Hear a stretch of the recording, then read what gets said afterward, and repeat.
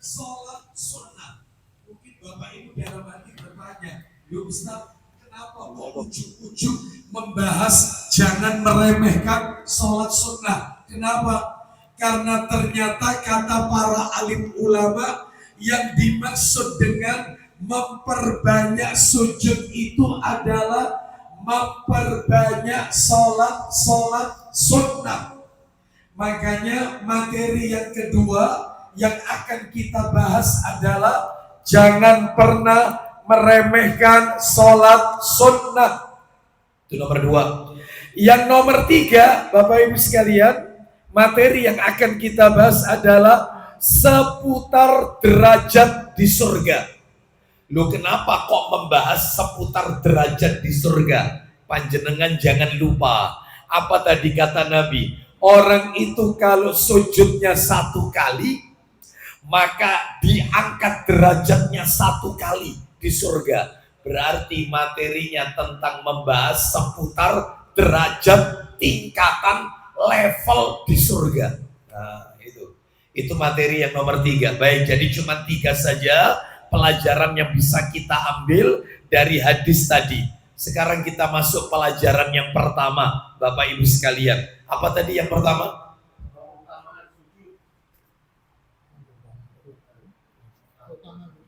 Iya. Yang pertama adalah keutamaan sujud. Ada berapa keutamaan sujud? Banyak. Kami sebutkan 4 saja. Mudah-mudahan mewakili dari sekian yang banyak. Apa saja keutamaannya? Siap nanti Pak Dedi dibantu untuk dibacakan hadis-hadisnya. Baik. Yang pertama saya sebutkan dulu dalilnya. Setelah itu kemudian kita dengarkan terjemahannya, lalu nanti kita simpulkan apa keutamaannya berarti. Baik. Habis saya Mas. Di mobil. Iya. Dekat Iya. Jazakallah khair. Yang pertama dalilnya adalah riwayat Muslim dalam kitab Sahih Targhib wa Tarhib nomornya 385 jilid 1. Kita dengarkan Sahih Targhib wa Tarhib nomornya 385 dari Ma'dan bin Abi Thalha radhiyallahu an. Nah, silakan monggo dibaca Pak Dedi. Sahih Targhib wa Tarhib jilid 1. Ya, makasih. Silakan. Ayo dibaca, silakan. Dari Ma'dan bin Abu Thalha, dia berkata, Ya. Aku bertemu Sauban, Terus mantan hamba saya Rasulullah Shallallahu Alaihi Wasallam. Nah, Ma'dan bin Abi Thalha bertemu dengan sahabat Nabi yang bernama Sauban. Sauban itu mantan budaknya Rasulullah yang sudah dimerdekakan. Lanjut, teruskan, silakan. Aku berkata, Ya. beritahukanlah kepadaku suatu amal yang bisa aku kerjakan, yang dengannya Allah memasukkanku ke dalam surga. Nah, jadi Ma'dan bin Abi Thalha berkata kepada sahabat Sauban, beritahukan kepadaku satu amalan yang apabila amalan itu aku kerjakan, maka aku dijamin masuk surga. Lanjut, teruskan. Atau dia berkata, aku berkata, dengan amal yang paling dicintai oleh Allah. Nah, dia juga mengatakan termasuk amalan yang paling dicintai oleh Allah. Amalan apa itu? Apa jawaban Sauban? Lanjut. Lalu Sauban terdiam. Terus. Kemudian aku bertanya lagi. Lanjut. Maka dia diam. Terus. Kemudian aku bertanya kepadanya yang 3 kali. Baik, ini berarti sudah pertanyaan yang ketiga ini. Akhirnya. Maka dia menjawab. Nah, apa jawaban Sauban? Silakan. Aku telah menanyakannya kepada Rasulullah Shallallahu Alaihi Wasallam. Nah, aku pernah bertanya seperti yang kau tanyakan tadi. Amalan apa yang bisa memasukkan aku ke surga dan paling dicintai oleh Allah? Bapak Ibu tahu jawabannya Rasulullah Sallallahu Alaihi Wasallam kepada Sauban, karena Sauban pernah tanya dengan pertanyaan yang sama. Sauban, Rasulullah Sallallahu Alaihi Wasallam bersabda, "Alaika bikasrati sujudi lillah." Silakan. Beliau Rasulullah SAW menjawab, Isinya, perbanyaklah sujud untuk Allah. nah jelas sekali. Perbanyaklah sujud kepada Allah. Lanjut, teruskan. Karena tidaklah kamu bersujud satu kali untuk Allah, melainkan pasti Allah mengangkatmu satu derajat dengannya. Lanjut. Dan menghapus dengannya satu kesalahan darimu. Jelas sekali. Diangkat satu derajat, dihapus satu kesalahan. Berarti kalau begitu kesimpulannya apa ini? Kesimpulannya, keutamaan sujud ini. Kesimpulannya adalah, yaitu sujud adalah salah satu amalan yang bisa memasukkan seorang hamba ke surga. Saya ulang ya, sujud, memperbanyak sujud adalah salah satu amalan yang bisa memasukkan seorang hamba ke dalam surga. Nah ini kesimpulannya itu. Jadi salah satu amalan yang bisa memasukkan seorang hamba ke dalam surga, yaitu memperbanyak sujud. Baik. Sekarang dalil yang nomor 2. Dalil nomor 2. Kecepatan kira-kira? Enggak ya? Baik. Dalil yang kedua, riwayat Muslim. Nomornya 387. Iya, betul. STBT, Sahih Targhib wa Tarhib. Riwayat Muslim dalam Sahih Targhib wa Tarhib nomor 387 dari Abu Hurairah radhiyallahu an. Silakan. Dari Abu Hurairah radhiyallahu an, dia berkata, Ya. Rasulullah sallallahu alaihi wasallam bersabda, Aqrabu ma yakunul abdu min rabbihi wa huwa sajidun fa aksirud du'a. Silakan. keadaan di mana seorang hamba paling dekat dengan Rabb-nya adalah sewaktu dia bersujud, Maka perbanyaklah doa. Nah, berarti kesimpulannya apa kalau begitu? Kesimpulannya, keutamaan nomor 2 ini. Kesimpulannya adalah keadaan seorang hamba yang paling dekat dengan Allah adalah saat sujud. Saat sujud. Jadi Bapak Ibu kalau ingin tahu posisi kita paling dekat dengan Allah itu adalah saat sujud, dan doa ketika sujud mustajab, didengar oleh Allah Azza wa Jalla, mustajab. Makanya Nabi menyuruh perbanyak sujud. Nah masalahnya terjadi kesalahpahaman di masyarakat. Apa salah pahamnya? Mereka memperbanyak doa ketika sujud, itu sujud yang terakhir di dalam sholat. Lah itu kesalahannya. Jadi yang dimaksud memperbanyak doa di dalam sujud setiap kali kita sujud. Jadi bukan hanya sujud terakhir saja. Makanya Bapak Ibu jangan kaget. Masih banyak saudara-saudara kita itu kalau sholat khusus sujud terakhirnya dilamakan. Sujud pertama, sujud kedua, sujud ketiga, sujud keempat itu singkat, khusus yang terakhir dilamakan. Bahkan saya pernah melihat seorang makmum imamnya sudah bangkit tahiyat, dia masih tetap sujud. Ada enggak?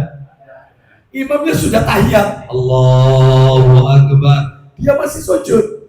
Ya, memperbanyak doa, padahal nggak boleh ya kayak begini. Kalau imamnya bangkit ya ikuti imam. Imam itu dijadikan untuk diikuti. Apabila imam bertakbir maka bertakbirlah. Apabila imam rukuk maka rukuklah. Apabila imam membaca Sami Allahu liman hamidah i'tidal maka ucapkanlah Rabbana walakal hamdu. Apabila imam sujud, sujudlah. Begitu seterusnya. Jadi tidak boleh memperlambat atau menunda gerakan dari gerakan imam. Jadi melamakan ini tidak diperbolehkan. Jadi silakan Bapak Ibu sekalian, doa-doanya dihafalkan. Ustadz itu doanya harus bahasa Arab, ya. Doanya harus pakai bahasa Arab. Ustadz boleh enggak doanya itu dalam sholat ketika sujud pakai bahasa Indonesia? Apakah boleh? Ini pendapat yang kuat. Pendapat yang kuat adalah bagi mereka, jadi begini, doa itu ada dua. Yang pertama ada yang namanya doa maksur. Apa maksur itu? Doa maksur itu doa yang tercantum dalam Al-Quran dan hadis-hadis Nabi. Contohnya banyak doa dalam Al-Quran. Robbana atina fid dunya hasanah, terusnya Robbana atina min ladunka rahmah, dan seterusnya Robbana la tuzigh qulubana, dan seterusnya Robbana hablana min azwajina, dan seterusnya Robbana firli wali walidayya walil mu'minina yauma yaqumul hisab, Robbi firli wali walidayya waliman dakhala baitiya, dan seterusnya. Oh banyak. Robbana dzolamna anfusana wa illam taghfir lana, dan seterusnya. Itu Quran, namanya doa maksur. Kalau hadis, banyak doa dalam hadis. Allahumma inni as'alukal huda wa tuqa, dan seterusnya. Allahumma inni as'aluka ilman nafi'an wa rizqan thayyiban wa amalan mutakabbalan, dan seterusnya. Ada Allahumma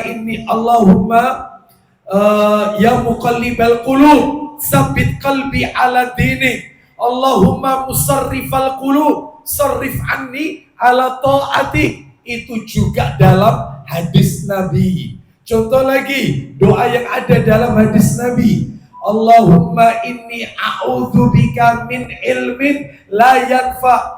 Jadi banyak-banyak lah, katanya para ulama, doa itu kalau bersumber dari Quran dan Al-Hadis, maka dia harus dengan bahasa Arab. Lah kalau orangnya itu tidak paham bahasa Arab, gak ngerti, mu'alaf misalnya, maka dia boleh ketika sujud membaca doa terjemahan yang ada di Quran atau di hadis. Jadi gak boleh ngarang dewi, gak boleh. Karena ada orang itu dia meminta sesuatu yang di Quran tidak ada. Contohnya, ya Allah terimalah anakku jadi PNS. Ono di Quran kira-kira? Ono di hadis kira-kira? Tidak ada. Ya Allah jadikan anakku. Ya Allah, ya takdirkan anakku masuk ke perguruan tinggi negeri. Kira-kira ada di Quran kira-kira? Gak ada. Lah yang kayak begini namanya bukan doa maksur. Berarti kalau bukan doa maksur itu dibaca di luar sholat. Tapi kalau di dalam sholat itu bagi mereka yang tidak paham bahasa Arab, boleh bahasa Indonesia, tapi terjemahan doa yang maksur. Contoh. Doa maksur itu kan ada yang begini. Allahumma inni as'alukal huda wat tuqa wal afafa wal ghina. Artinya, ya Allah, sesungguhnya aku mohon kepadamu petunjuk, ketakwaan, pintu maaf, dan hidup berkecukupan. Lah itu dibaca dalam sholat, gak apa-apa. Sesuai letterlek artinya, jangan ditambahi. Itu bagi mereka yang tidak paham bahasa Arab. Paham maksudnya Bapak Ibu ya? Paham ya maksudnya ya? Doa ada berapa? Ada dua. Ada doa maksur, ada doa selain yang maksur. Maksur itu yang ada di Quran dan di hadis Nabi. Itu dibacanya boleh di dalam sholat, boleh ketika sujud, tapi dengan bahasa Arab. Lah kalau nggak ngerti bahasa Arab, maka dibaca terjemahannya, tapi tetap merujuk kepada doa maksur. Saya kepinginnya itu doa untuk anak sama suami ya Ustaz. Itu gimana Ustaz? Lah berarti kan tidak ada di Quran. Selesai sholat saja. Selesai sholat, zikir. Setelah zikir baru silakan. Ya Allah jadikan suamiku, ya Allah jadikan istriku, ya Allah jadikan anakku. Nah, silakan. Bisa dipahami kira-kira? Nah, saya yakin di sini kan paham bahasa Arab semua kan? Nah, saya tanya, tak tes ya. Allahu Akbar artinya apa? Oh, ngerti so bahasa Arab kau oleh bahasa Indonesia. Berarti harus bahasa Subhanallah. Apa artinya? Canggih pinter bahasa Arabnya ya. Baik, berarti kalau begitu tidak boleh pakai bahasa Indonesia, harus dengan bahasa Arab. Bisa kok ya. Baik, Alhamdulillah apa artinya? Segala puji, Masya Allah, keren ya. Ayo bahasa Arab, nggak usah bahasa Indonesia. Kita lanjutkan sekarang keutamaan nomor 3, dalil ketiga. Keutamaan yang ketiga atau dalil ketiga, riwayat Muslim dalam Sahih Targhib wa Tarhib nomornya 388 poin B. Yang poin B dari Rabi'ah bin Ka'ab dulu dibaca. Dari Rabi'ah bin Ka'ab radhiyallahu an, dia berkata, poinnya poin B, silakan, ayo. Dari Rabi'ah bin Ka'ab radhiyallahu an, dia berkata, ya, aku pernah bermalam bersama Rasulullah SAW. Lalu aku membawakan untuknya air wudhu dan keperluannya. Terus maka beliau SAW bersabda kepadaku. Apa sabda Nabi kepada Rabi'ah bin Ka'ab? Silakan. Mintalah sesuatu kepadaku. Ya. Aku menjawab, aku minta agar bisa menemanimu di surga. Jadi dia ini ditawari oleh Nabi. Apa yang kau inginkan dariku?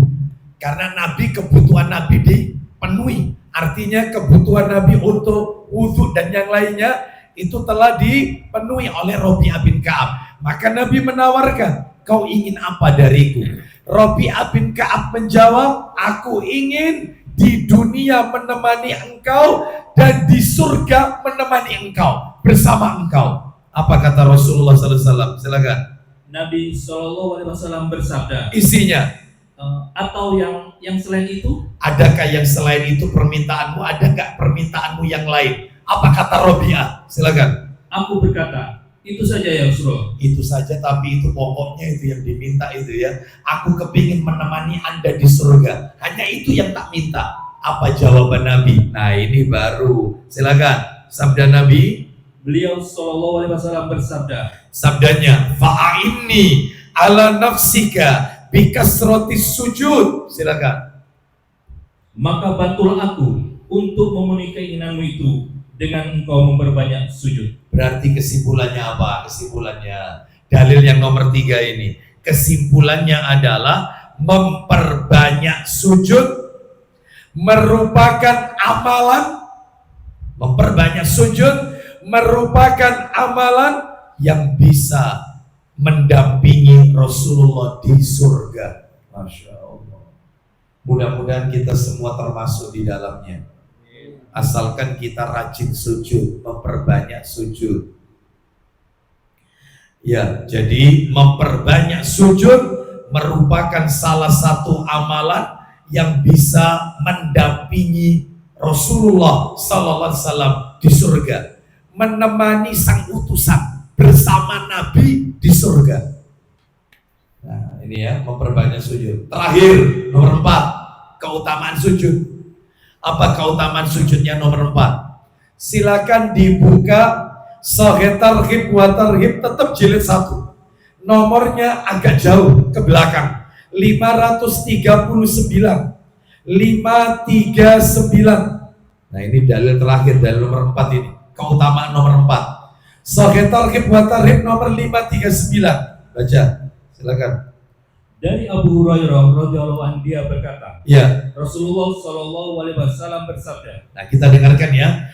As-salatu salasatu aslasin. Silakan. Sholat itu ada tiga bagian. Ulang lagi. Sholat itu terbagi 3 bagian. Nah, sholat itu dibagi 3. Tadi malam semestinya di Masjid Al-Mukti sudah saya sampaikan ini materi ini, yaitu tentang sholat itu dibagi 3. Dalil ini kami bacakan. Apa saja itu? At-tuhuru sulus. Silakan. Bersuci itu adalah sepertiganya. Warruku'u sulus. Ruku adalah sepertiganya. Wassujudu sulus. Silakan. Dan sujud adalah sepertiganya. Berarti sholat itu dibagi 3. Sepertiga untuk bersuci. Bersuci itu apa Bapak Ibu? Bersuci itu wudu atau tayamum kalau pakai debu kan gitu ya. Bersuci sepertiga. Terus kemudian rokok sepertiga, sujud sepertiga. Lanjut, teruskan. Faman addaha bihaqqiha qubilat minhu wa qubila minhu sairu amali. Silakan. Barang siapa yang melaksanakannya dengan memenuhi haknya. Baik, siapa yang 3-tiganya tadi, bersucinya, rukuknya, sujudnya sempurna, maka ia diterima darinya. Diterima sholatnya. Terus, dan sisa amalnya yang lain juga diterima. Masya Allah, amalannya yang lain diterima. Jadi 3 ini dijadikan barometer, tolok ukur. 3 ini, toharo, rukuk, sama sujud. Ini kalau benar, amalan yang lain diterima semuanya. Lu memangnya berat ini Ustaz? Berat lah. Wong saya masih banyak melihat ada orang itu wudhu, sekutnya itu loh garing. Sekutnya itu loh masih garing. Saya pernah, kenapa? Karena bajunya itu apa itu diwengkis atau wengkis ya, ditekuk itu ya. Ternyata dia wudhu, ternyata sikunya, sekutnya itu gak kena air wudhu. Jadi saya lihat, loh gak kena air wudhu, garing. Saya bilang, Pak mohon maaf, berwudhu itu ketika membasuh tangan itu sampai sekut Pak. Ini siku sampean gak kena itu ya. Sudah, yang penting sudah saya sampaikan, dia tetap sholat aja. Gak sah itu, gak sah, sholatnya gak sah. Bayangkan, makanya penting wudhu itu toharo itu nomor 1, sepertiga yang pertama, sepertiga kedua rokok, sepertiga ketiga sujud. Banyak orang yang rokoknya salah. Rokok itu kan tata cara yang benar, antara kepala dan punggung itu rata. Jadi kalau ada rokok, orang rokok kepalanya agak mendongak sedikit atau kepalanya agak nunduk ke bawah sehingga tidak rata dengan punggung, tidak sah. Wis sampai kayak gitu, kecuali apa ini, kecuali remati, kecuali ya sakit ya, kecuali ada orang rokok itu rokok yang dipegang tangannya memegang betisnya, mestinya tangan memegang apa? Lutut. Dan orang rokok itu kata Nabi, jari-jarinya ketika memegang lutut itu direnggangkan, bukan dirapatkan, direnggangkan. Ini banyak yang dirapatkan memegang lututnya, tidak sah. Lu dari kayak gini aja udah gak diterima. Lah terus amalan yang lain gimana? Ini jadikan barometer. Sujud, waduh, sujud apalagi sujud. Kata Nabi, orang sujud itu 7 tulang menempel ke lantai, 7 tulang menempel ke bumi. 7 tulang itu apa saja yang nempel?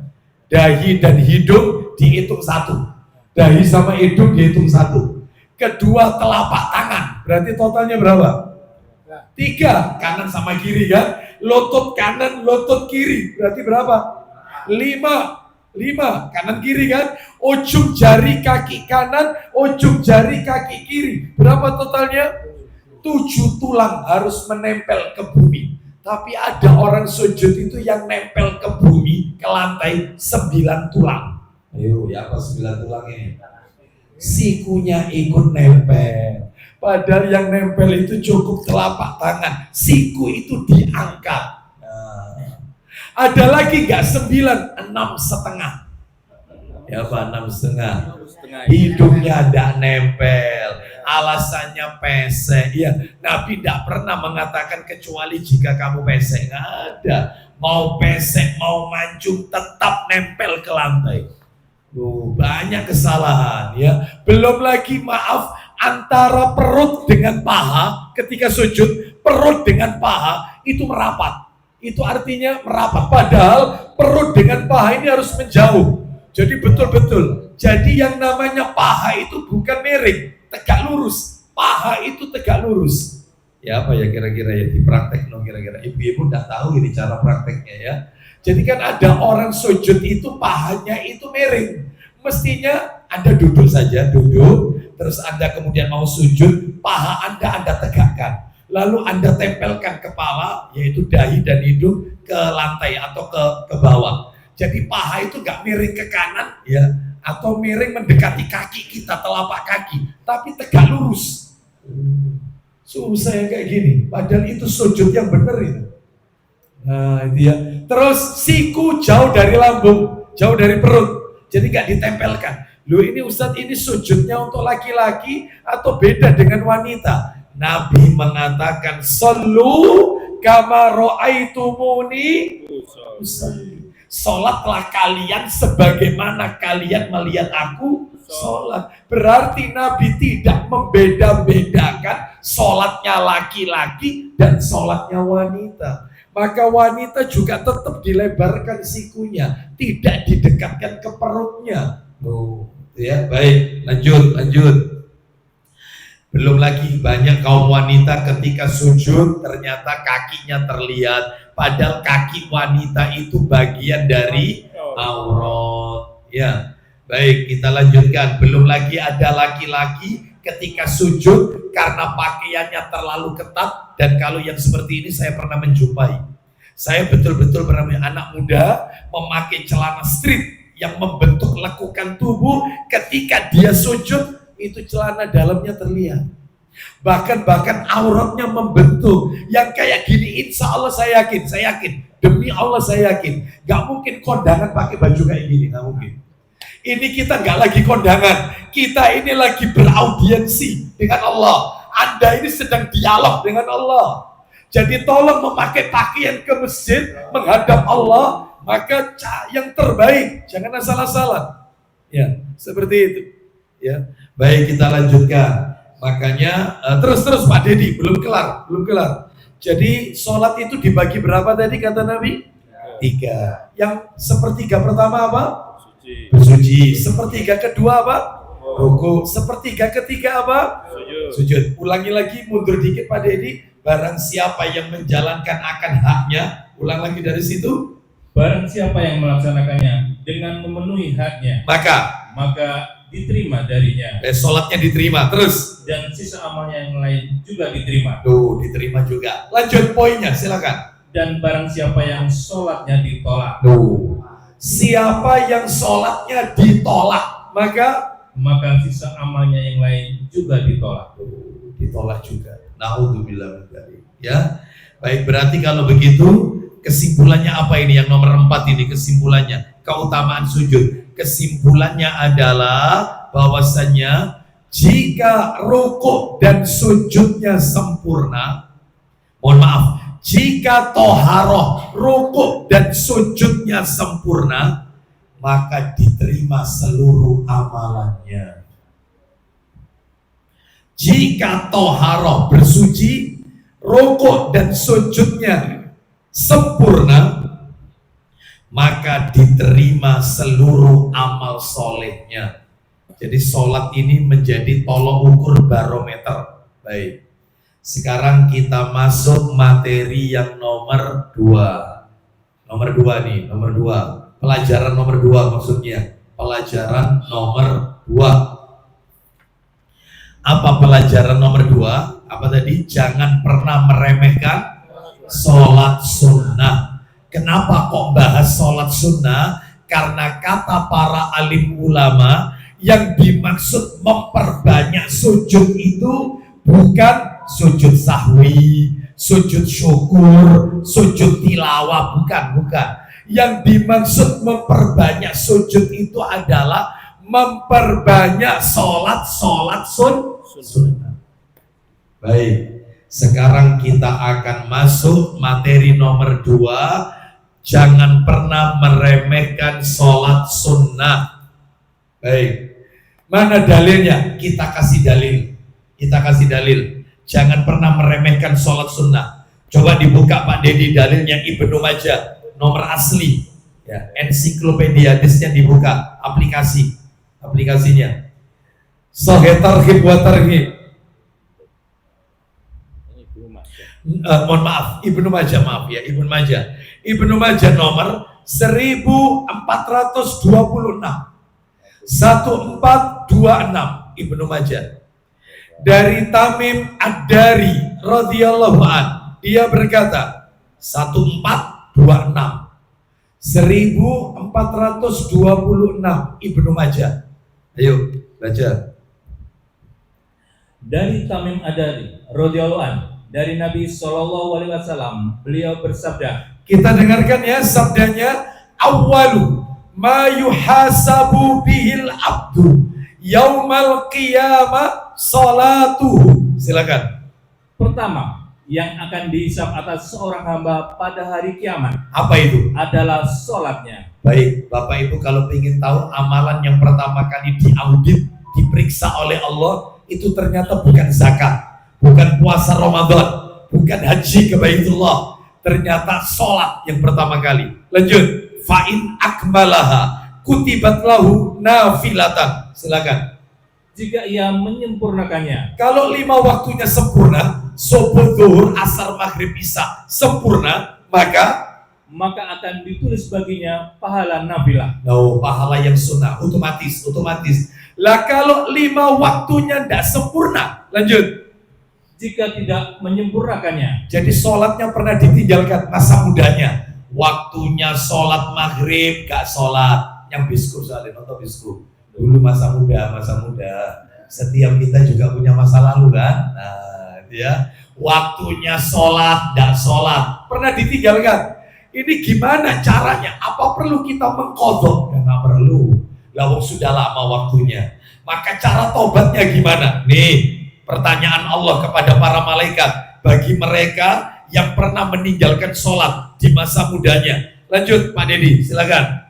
Allah Subhanahu wa Ta'ala bertanya kepada malaikatnya. Apa pertanyaan Allah kepada para malaikat pencatat amal? Silakan. Lihatlah. Unduru hal tajiduna li abdi min tatawwu. Silakan. Lihatlah, apa kalian mendapati ia mempunyai ibadah tatawu, yaitu sholat sunnah. Coba kalian lihat, kalian cek, hambaku ini punya sholat sunnah ataukah tidak?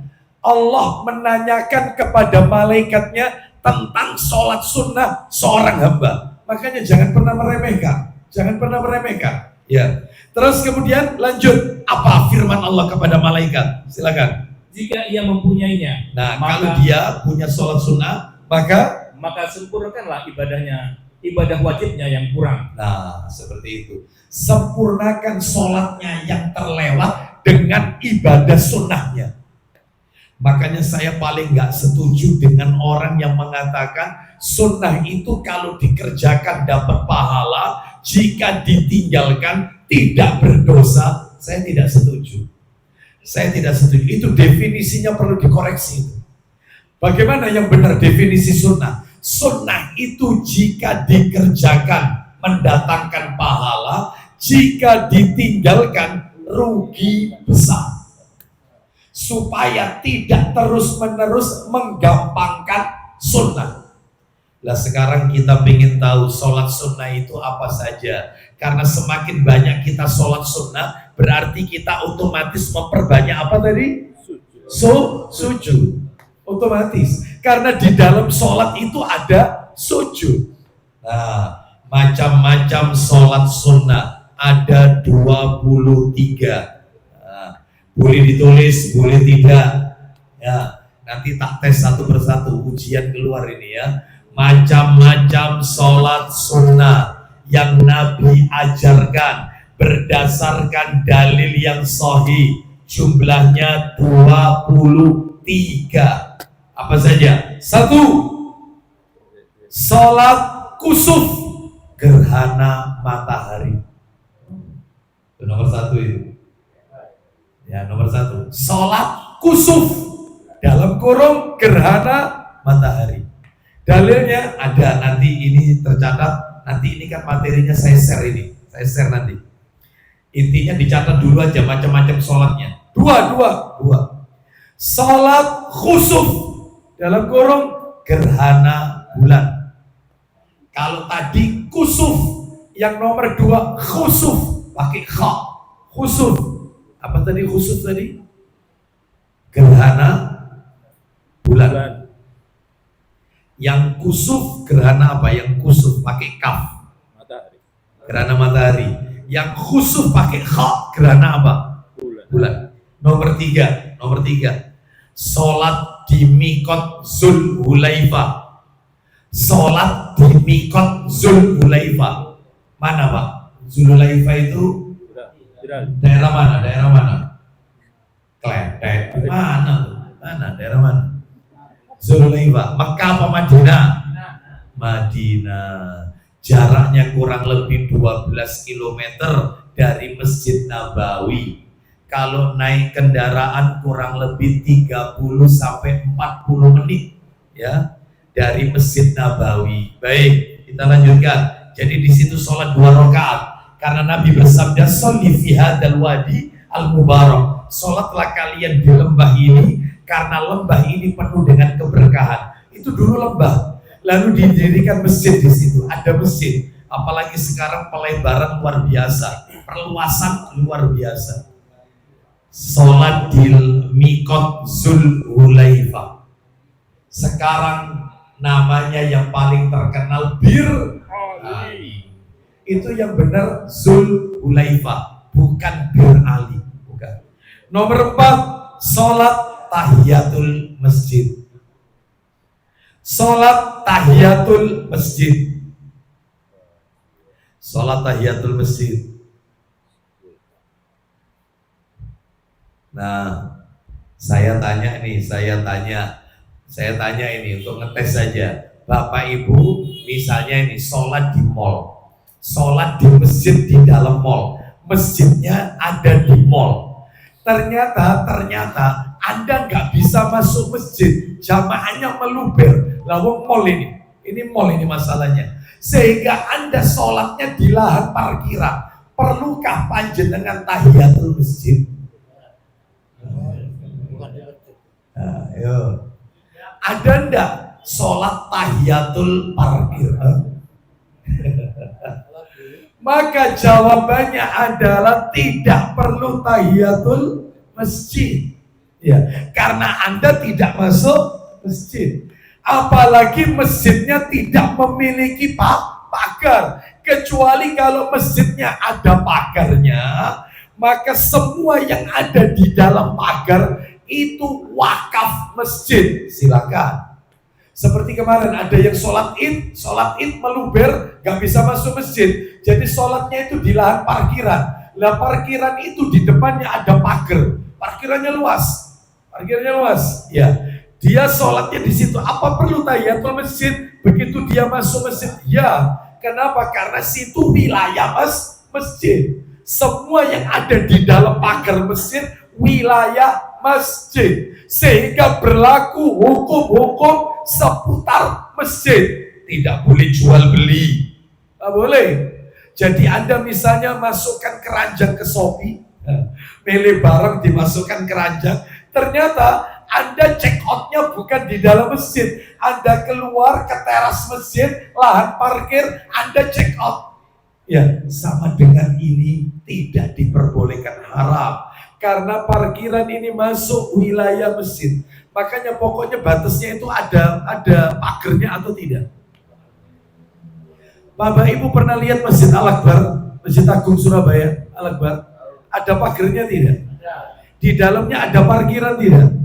Anda masuk situ, full jamaahnya, sholat di situ, di dalamnya, perlu nggak tahiyatul masjid? Iya, tahiyatul masjid. Karena masuk bagian. Ini yang tadi saya contohkan sholat di mall tadi, kalau pageri, nggak ada. Maka dalam hal ini tidak perlu tahiyatul masjid. Bisa dipahami kira-kira ya? Jadi patokannya itu adalah pagar, ya. Baik. Makanya masjid itu semestinya harus ada pagar pembatas, ya. Jadi itu adalah wakafnya masjid, tanah wakaf masjid. Baik, jadi sholat tahiyatul masjid. Baik, itu yang nomor berapa tadi? Saya mau tanya sebelum nomor 5. Ayo saya tanya, siapa saja orang yang tidak disyariatkan tahiyatul masjid? Ayo siapa yang tahu? Yang bisa berangkat umroh. Ya, yang bisa umroh dengan catatan sudah terdaftar di travel itu ya. Ayo siapa saja orang yang tidak terkena tahiyatul masjid?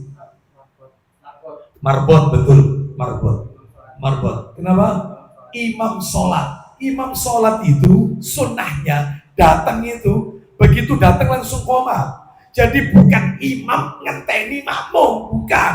Makmum nunggu imam. Rasul itu tidak pernah tahiyatul masjid. Jadi dari rumah keluar begitu Bilal lihat Rasul langsung qomat, Allahu Akbar, langsung ke shaf jadi imam. Nggak ada. Itu imam. Termasuk yang ketiga khotib Jumat. Makanya saya sering kali bilang sama masjid, saya kena jadwal di masjid itu, Mas, Jumatan di masjidmu, ya kan kadang-kadang ini kalau karyawan perusahaan kan ada masjidnya, itu disesuaikan dengan jam istirahat.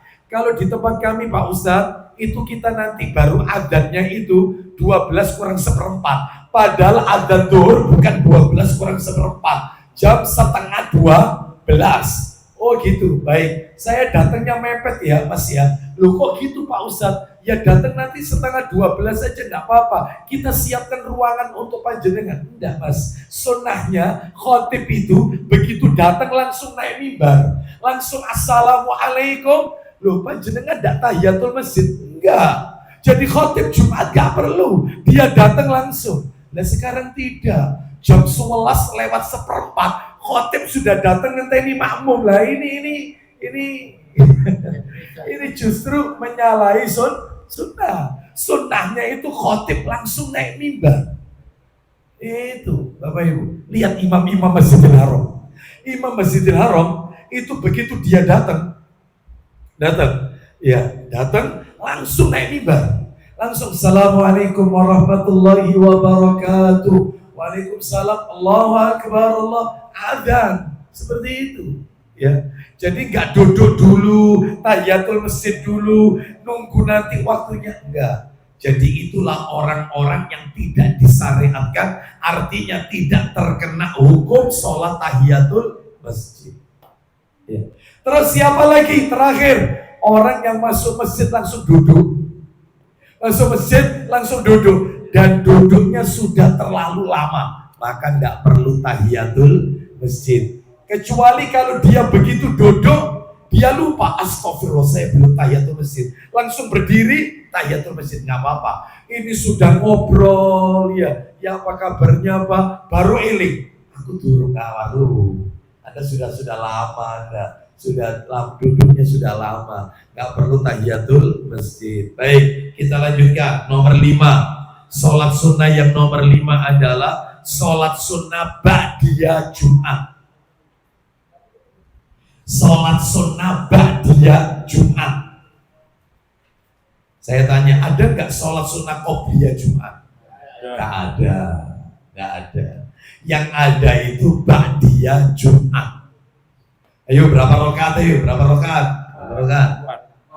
Boleh nggak 4 rakaat? Boleh.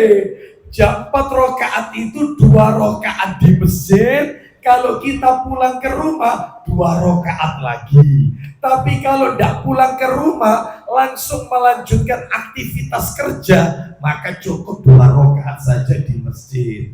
Jadi intinya boleh 4 rakaat itu, tapi 2 rakaat salam, 2 rakaat salam. Gak apa-apa.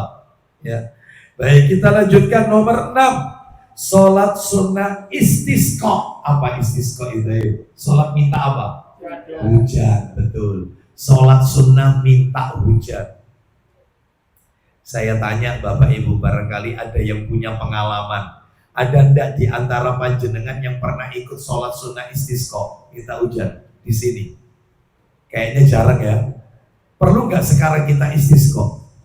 Gak perlu, tadi malam masih hujan kok. Saya tadi pagi subuh ke Ampel Melati kajian subuh, ya kan subuh tadi pagi saya di Ampel Melati, itu ya hujan kok, ya di tol itu hujan, ya. Baik, jadi ini menunjukkan maka kalau musim kemarau panjang, nah itu baru, ya. Sekarang kita lanjut nomor berapa? 7. Sholat 2 rakaat setelah mimpi buruk. Saya yakin kayaknya jarang yang melakukan ini. Bukan tidak pernah, jarang. Soalnya mimpi bagus terus lah ya. Masa nggak pernah mimpi buruk ya? Setiap kita pasti pernah lah mimpi buruk. Mimpi yang di dalamnya terdapat permainan syaitan. Nah, itu ya. Baik. Jadi sholat sunnah setelah mimpi buruk. Seperti mimpi yang menakutkan ya. Atau mimpi yang membuat kita sedih. Mimpi ketemu orang tua kita yang sudah wafat, ternyata keadaan dalam mimpi tersebut orang tua kita memprihatinkan. Jadi kelihatan kurus, pucat. Lah yang seperti ini syaitan. Tapi kalau kita melihat dalam mimpi ketemu orang tua kita yang telah wafat, ternyata keadaannya seperti dia masih mudanya dulu. Kayak masa mudanya, gemuk, putih, bersih. Itu katanya para ulama, kabar baik dari Allah. Berarti hidupnya enak di alam barzakh, enak di alam ruh. Kabar baik dari Allah. Maka kita harus bersyukur kepada Allah. Lah kita tidak. Setelah ketika mimpi malah tidak sholat, malah disuruh membalik bantal. Bantali wali enak. Ada enggak yang kayak gini? Ya itu khurafat Bapak Ibu sekalian. Khurafat itu nggak ada. Yang ada itu sholat sunnah. Sebelum sholat sunnah itu disunahkan adalah membaca meludah ke arah kiri 3 kali, baca ta'awud 3 kali. Meludahnya biasa saja 3 kali. Tuh. Terus baca ta'awud. A'udzubillahi minasyaitonirrajim. A'udzubillahi minasyaitonirrajim. A'udzubillahi minasyaitonirrajim. 3 kali. Meludah ke kiri 3 kali, baca ta'awud 3 kali. Ya. Lah ini masalahnya yang mimpi buruk ini istrinya. Istri menoleh ke kiri, suaminya. Ya, meludah 3 kali. Gak ikut taklim, meludah betulan. Ya. Sehingga basah terus itu wajahnya. Katanya suami kamu hampir tiap malam meludahi saya. Kenapa? Aku mimpi syaitan. Koyo opo setan? Koyo awakmu. Nah, insya Allah bisa lanjut tidur apa enggak itu?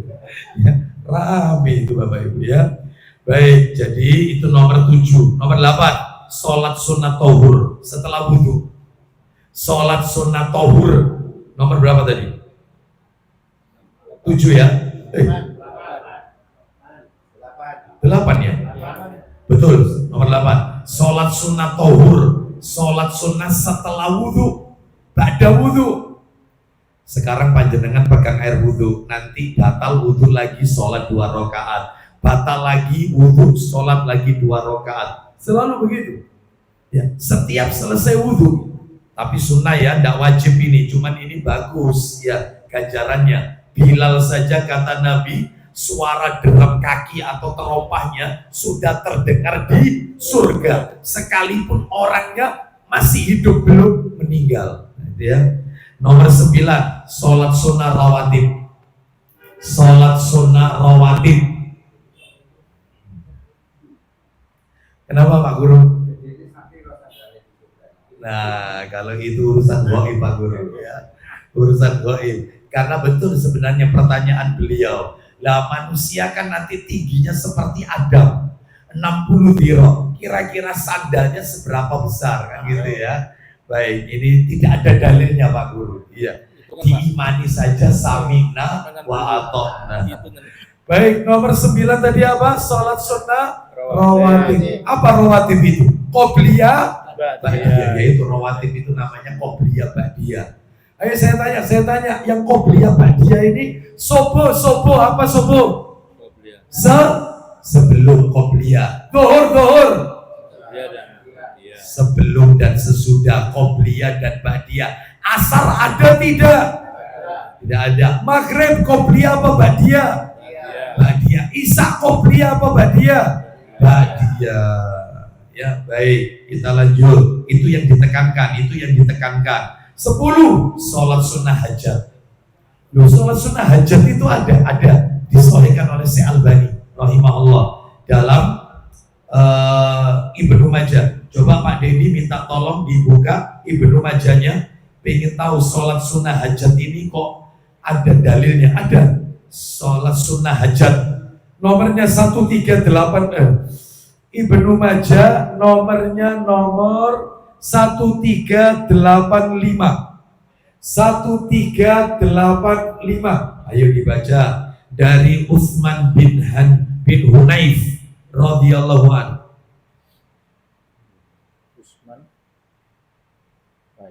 Ibnu Majah 1385.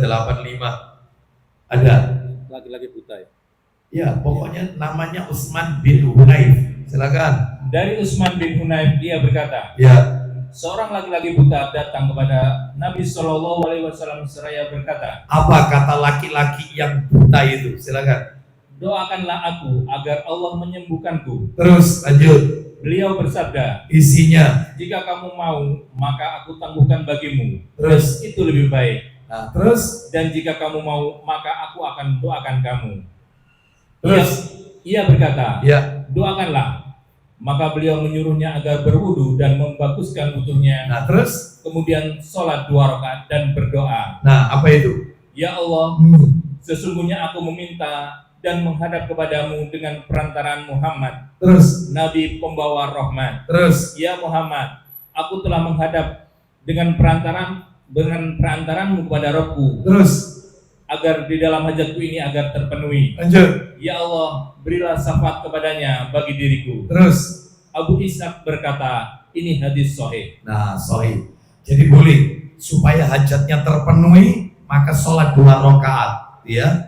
Terus yang nomor 11 sholat sunnah tasbih. Sholat sunnah tasbih. Lu boleh Ustaz sholat sunnah tasbih? Iya. Disahihkan oleh Syekh Albani. Gak apa-apa. Boleh. Tapi kalau bisa sesekali aja, ya. Jangan dijadikan habit, kebiasaan. Mana dalilnya? Dalilnya. Coba pingin tahu aja kita ya. Ibnu Majah yang tadi tinggal geser aja. 1386. 1386. Geser ke kiri. Ibnu Majah. Ada? Ya, silakan baca. Dari Abu Rafi ia berkata, Ya. Rasulullah Shallallahu Alaihi Wasallam bersabda kepada Abbas, Ya. wahai paman, maukah jika aku memberimu hadiah? Maukah jika aku memberikan manfaat padamu? Terus. Maukah jika aku menyambung silaturahmi kepadamu? Terus. Ia menjawab, tentu ya Rasulullah. Lanjut. Beliau bersabda, sholatlah 4 rakaat. Sholatlah 4 rakaat. Terus. Di setiap rakaat engkau membaca Fatihatul Kitab atau surah Al-Fatihah. Al-Fatihah. Terus. Dan 1 surah. Terus 1 surat. Lanjut. Apabila selesai membaca, maka ucapkanlah, Nah, apa itu? Subhanallahi walhamdulillah wala ilaha illallah Terus. wallahu akbar. Berapa kali? Sebanyak 15 kali sebelum ruku. Nah, sebelum ruku itu tata caranya sholat sunat tasbih. Jadi habis baca Fatihah, lalu kemudian baca surat. Setelah baca surat, membaca subhanallah walhamdulillah wala ilaha illallah wallahu akbar, subhanallah, pokoknya 15 kali.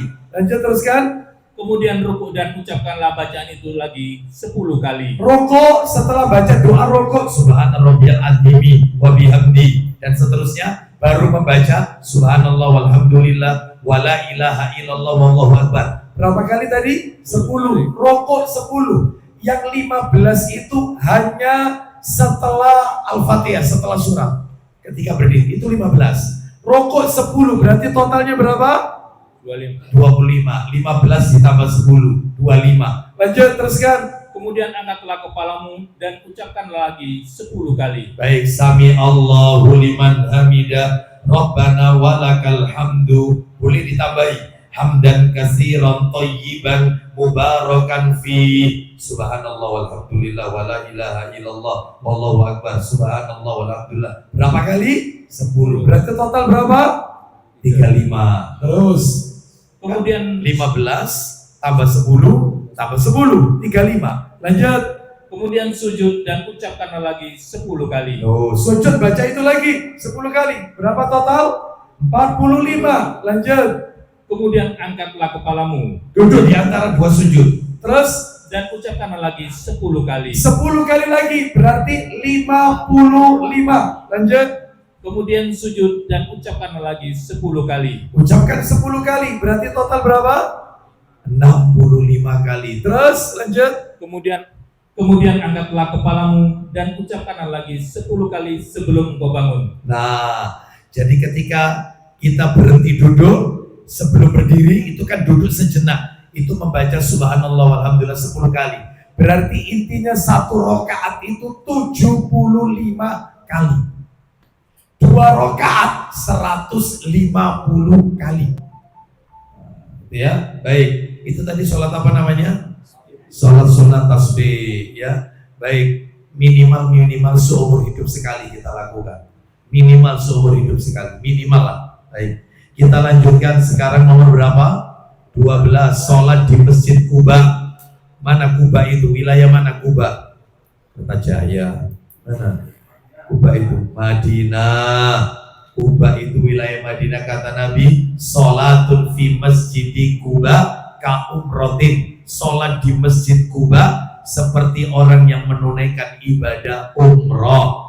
Lanjut, nomor 13, sholat ketika masuk rumah dalam kurung safar, pulang dari bepergian. Sholat ketika masuk rumah, pulang dari bepergian. 14, sholat ketika keluar rumah, mau safar, sholat dulu 2 rakaat. Jadi kalau nomor 13 sholat ketika masuk rumah, yang nomor 14 sholat ketika keluar rumah. Ini bukan keluar masuk jarak dekat loh ya, bukan. Beli apa di depan rumah, sholat dulu, nanti pulang sholat lagi. Wah, gak mari-mari ya. Ini jarak jauh, jarak safar. Ya, baik mau umroh gitu ya, mau keluar kota, jarak safar. 15. Sholatnya suami istri sebelum melakukan jima.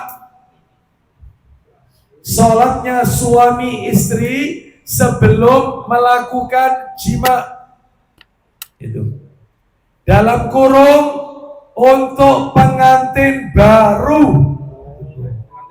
Bukan pengantin sudah kedaluarsa, bukan. Ini bukan ya. Yang baru menikah. Nah, itu sholat dulu sebelum jima. Iya. Lah kalau misalnya telat baru informasinya didapat hari ini, ya nikah lagi. Dalam rangka menerapkan sunnah Nabi Sallallahu Alaihi Wasallam. Ayo Barto. Wah, Pak Harto sudah paham ilmunya. Nomor 16. Sholat sunnah isyraq. Suruk. Nama lainnya isyraq itu apa? Sholat sunnah duha di awal waktu. Nama lainnya isyraq itu, sholat sunnah isyraq, nama lainnya sholat sunnah duha di awal waktu. Jam berapa Ustadz? Lihat kalender atau lihat timer yang ada di masjid itu. Kalau waktu terbitnya tuluk suruk itu jam berapa? 5.3 berapa? Jam berapa? 5.30 5.40. Nah, tambahkan 15 menit. Berarti jam 6-an lah, jam 6 itu kalau langsung Anda sholat namanya suruk. Tapi kalau setengah 7 pagi baru sholat namanya duha. Sudah lewat, sudah waktunya. Jadi sholat sunnah isyraq. 17, sholat sunnah tahajud.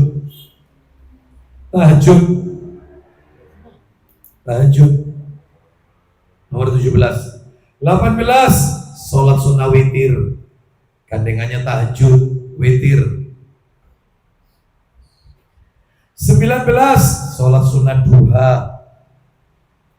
Beda sama syuruk tadi. Kalau syuruk isyraq itu setelahnya ini, duha ini. 19. 20, sholat sunnah taubat. Kecepatan? Enggak ya, enggak. 19, sholat sunnah duha. 20, sholat sunnah taubat. 21, sholat sunnah istikharah.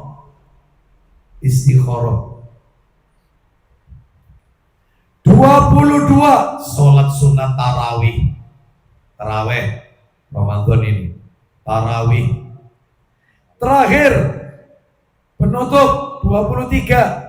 Sholat sunnah 2 rakaat setelah tawaf di belakang makom Ibrahim. Setelah tawaf di belakang makom Ibrahim. Nah, sekarang saya tes. Tolong Bapak Ibu sekalian, catatannya ditutup. Monggo mulai dari Pak Syaifullah. Nah, satu aja Pak Syaifullah, satu orang satu jawaban, satu orang yang sudah dibaca temannya jamaah, nggak boleh diulang lagi. Pokoknya totalnya berapa? 23. Jangan ngintip catatan. Ya Allah, saksikan ya Allah. Ya Allah, saksikan ya Allah perbuatan hamba-Mu ya Allah. Ya.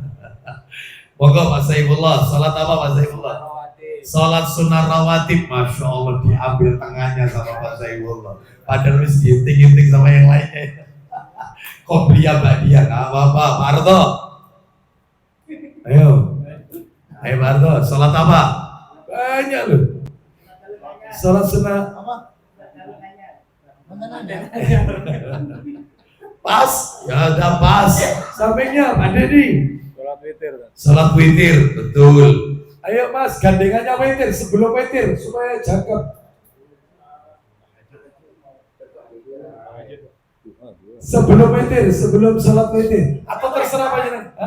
Terawih, nah nggak apa-apa. Setelah terawih juga witir kok, betul. Sudah 3, sudah sebentar, sabar. Yang di depan ini dulu, depan ini supaya nanti bisa ke sana. Monggo Mas. Pak Rifki. Duha 4. Tolong yang sudah jawab, tolong dipegang ya. Barangkali ada yang jawab langsung komplit, bisa jawab. Ayo Mas, Mas Khairul. Kusuf, maksudnya yang gerhana apa ini? Matahari, sudah gerhana matahari aja, wes 5. Mas, gandengannya gerhana matahari. Gampang. Khusuf gerhana bulan 6. Monggo Pak. Istisqa minta hujan maksudnya, betul. 7. Monggo Pak. Tobat 8. Sampingnya mimpi buruk, setelah mimpi buruk 9. Guru, Isyraq syuruk 10. Lanjut. Istikharah, ada yang jam istikharah di sini? Enggak ada ya. 11 terus. Ba'diyah Jumat, betul. 12 sampingnya Pak. Qobliyah Ba'diyah. Sudah ada yang jawab Pak Syaifullah. Tasbih, betul. 13 sampingnya. Witir sudah dijawab. Ya Pak. Tohur, betul. 14. Sabar, stop sampai di situ. Ke Pak Gede, monggo Pak Gede.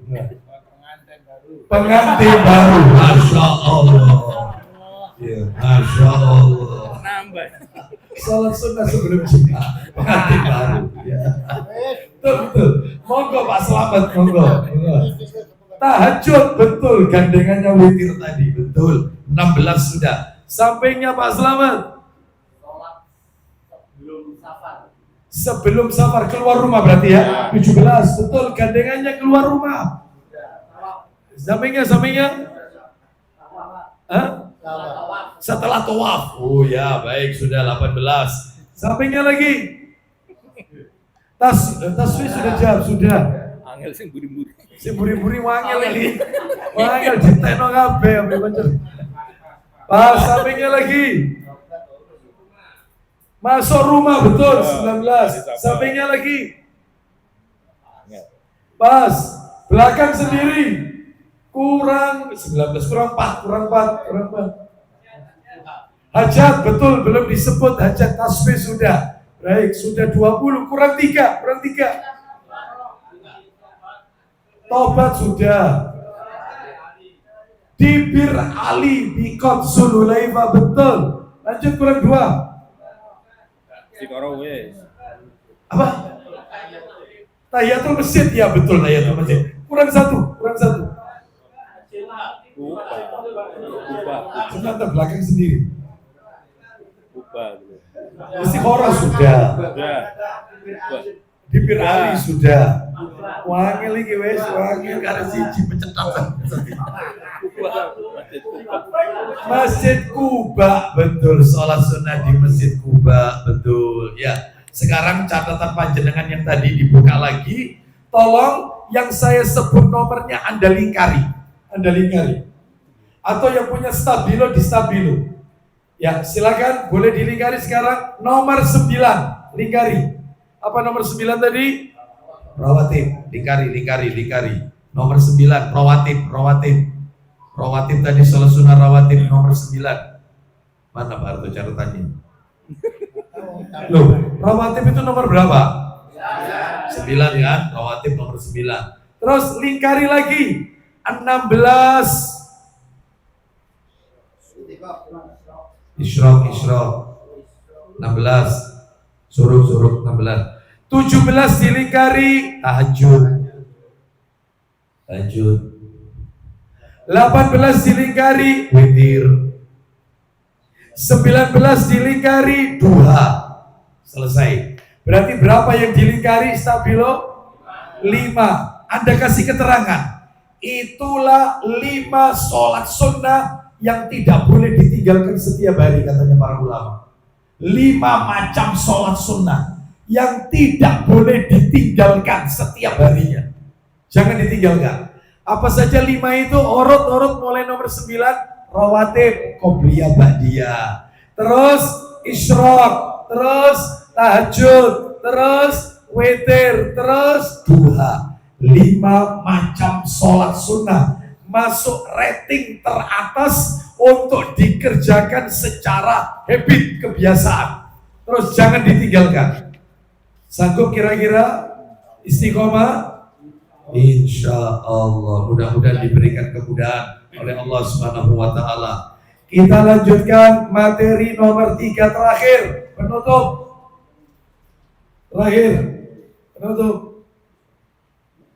Apa nomor 3? Materi nomor 3? Ya, seputar derajat di surga. Karena tadi Nabi mengatakan orang itu kalau sujud 1 kali diangkat derajatnya 1 derajat di surga dan dihapus 1 kesalahannya. Ya betul ya, materi nomor 3 derajat ya. Sekarang saya akan tunjukkan amalan-amalan. Oh sebentar. Maaf Bapak Ibu, maaf.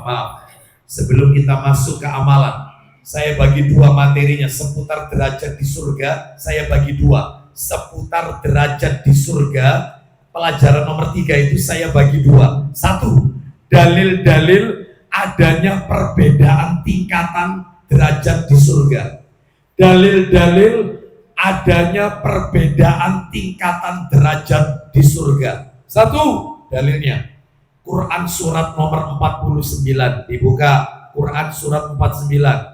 Jadi saya ulang ya, pelajaran nomor 3 ini tentang seputar derajat di surga. Sabar, jangan ribut dulu, sabar. Saya ulang ya. Pelajaran yang nomor 3 tentang seputar derajat di surga, materinya saya bagi menjadi 2. Yang pertama, dalil-dalil adanya perbedaan tingkatan derajat di surga. Ya, dalilnya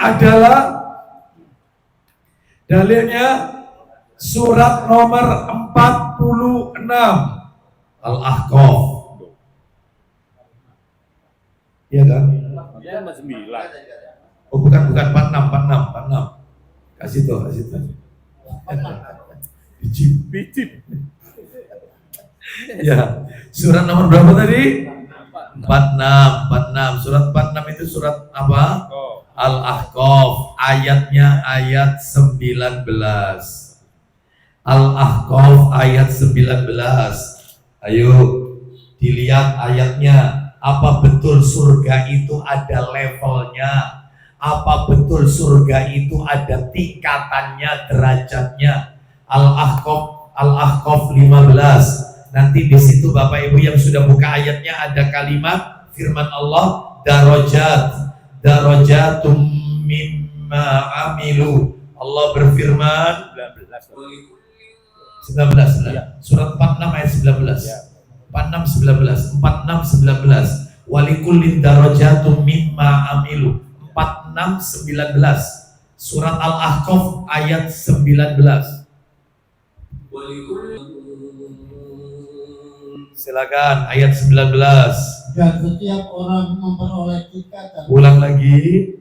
Dan setiap orang memperoleh tingkatan. Stop, ya kan, memperoleh tingkatan, memperoleh level beda-beda sesuai. Ulang lagi Pak Harto. Dan setiap orang memperoleh tingkatan sesuai dengan apa yang mereka kerjakan. Terus.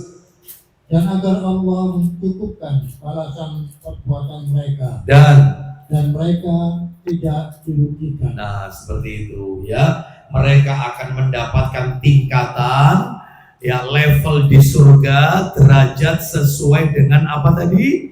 Amalannya, apa yang sudah ia kerjakan. Baik, dalil nomor 2. Dalil nomor 2 sekarang. Tolong dibuka Sahih Targhib wa Tarhib jilid 6. Sahih Targhib wa Tarhib jilid 6. Nomornya 3710. 3710 dari Abu Hurairah radhiyallahu anhu. Ayo Pak Dedi.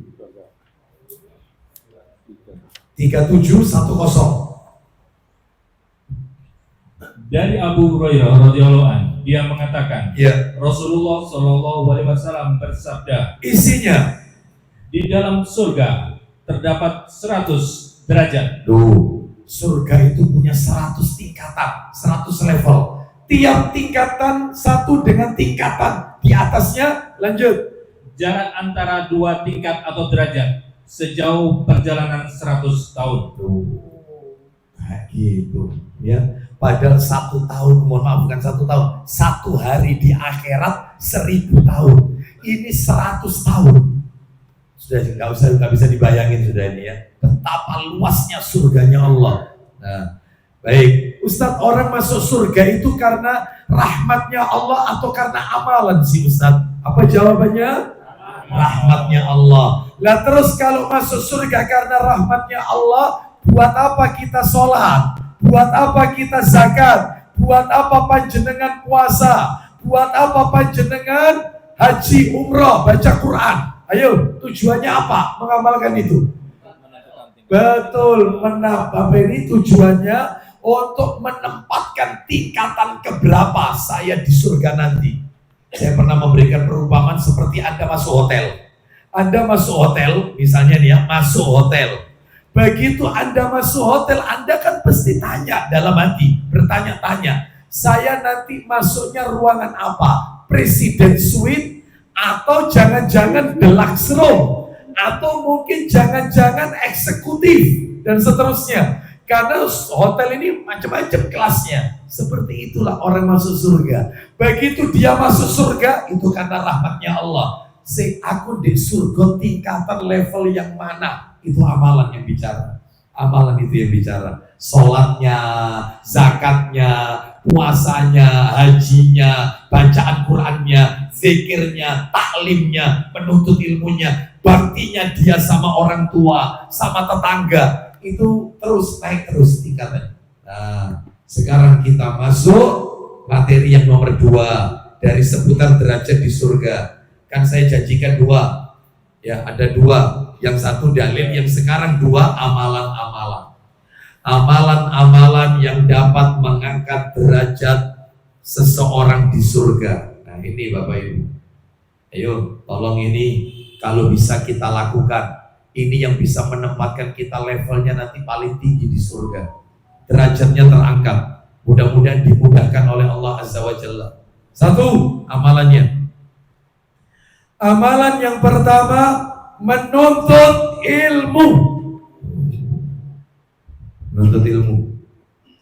Luar biasa. Makanya berbahagialah orang yang terus dikasih kesempatan oleh Allah untuk taklim. Bahkan dia merasa tidak nyaman kalau sehari nggak taklim. Dia terus berusaha mencari informasi di mana ada kajian. Entah itu online, entah itu offline. Selalu menuntut ilmu.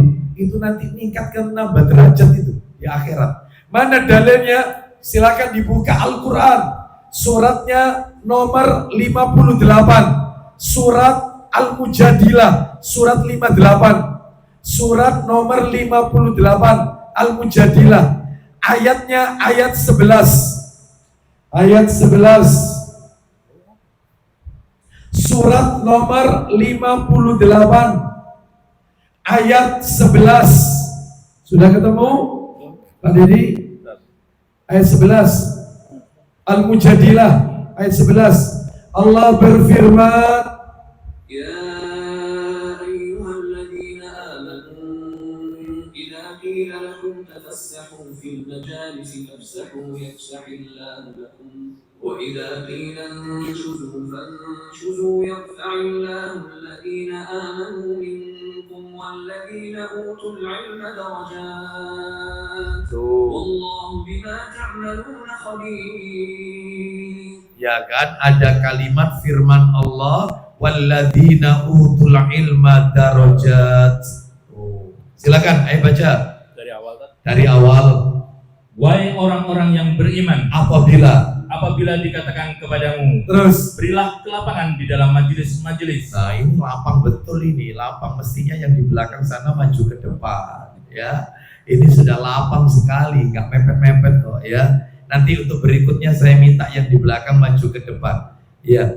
Kita lanjut terus, silakan. Maka lapangkanlah, niscaya Allah akan memberikan kelapangan untukmu. Oh, seperti itu. Lanjut. Dan apabila dikatakan, Berdirilah kamu, berdirilah kamu, maka maka berdirilah. niscaya Niscaya Allah akan mengangkat derajat orang-orang yang beriman di antara kamu, dan poinnya. dan orang-orang yang diberi ilmu dengan beberapa derajat. Tuh, jelas sekali.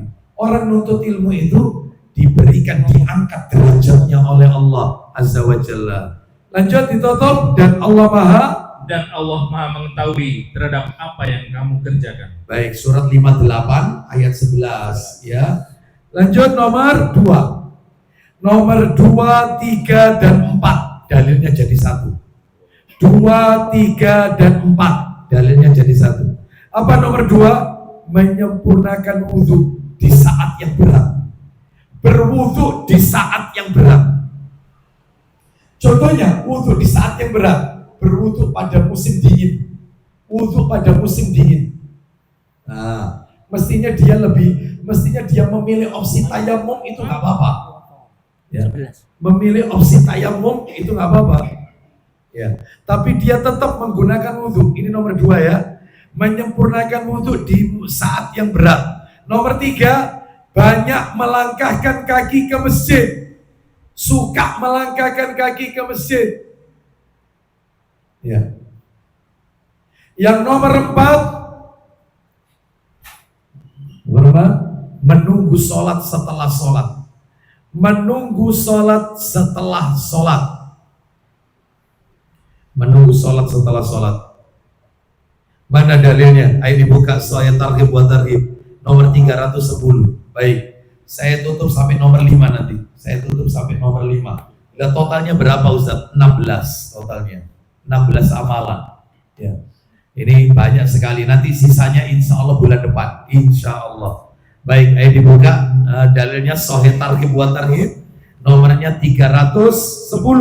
Ayo dibaca dari Abu Hurairah radhiyallahu anhu. Dari Abu Hurairah radhiyallahu anhu bahwa Rasulullah Shallallahu alaihi wasallam bersabda, Isinya, maukah kalian untuk aku tunjukkan sesuatu yang dengannya Allah menghapus dosa-dosa dan mengangkat derajat? Tuh itu bisa ngangkat derajat. Apa saja itu? 1.